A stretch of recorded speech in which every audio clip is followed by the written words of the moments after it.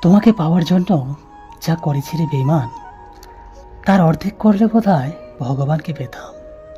কিন্তু তোমাকে পেলাম না। তোমাকে ভালোবাসতে গিয়ে সব হারালাম রে বেঈমান।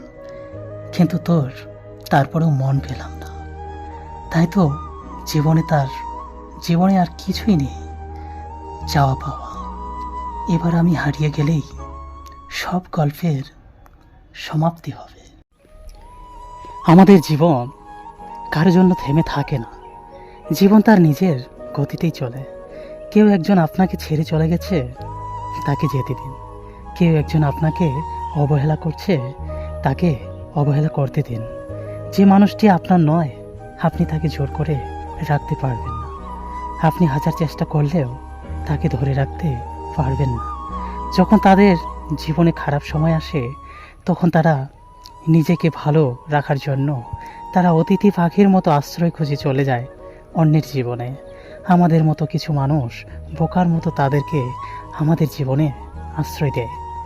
তাদেরকে নিয়ে আমরা স্বপ্ন দেখতে শুরু করি। তাদের নেশায় আমরা যখন আসক্ত হয়ে যাই, ঠিক তখনই তারা আমাদের জীবন থেকে চলে যায়।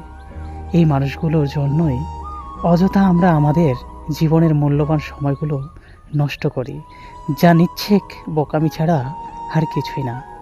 আমাদের নিজেদের ভালো থাকার চেষ্টা করতে হবে। অন্য কেউ আমাদের ভালো রাখতে পারবে না। স্বার্থ ছাড়া এই শহরে কেউ কাউকে প্রিয়জন বানায় না। অন্যের উপর কখনো ভরসা করবেন না। অন্যের কাছে কখনোই প্রত্যাশাও করবেন না। প্রত্যাশা আমাদের জীবনের দুঃখের একটা অন্যতম কারণ।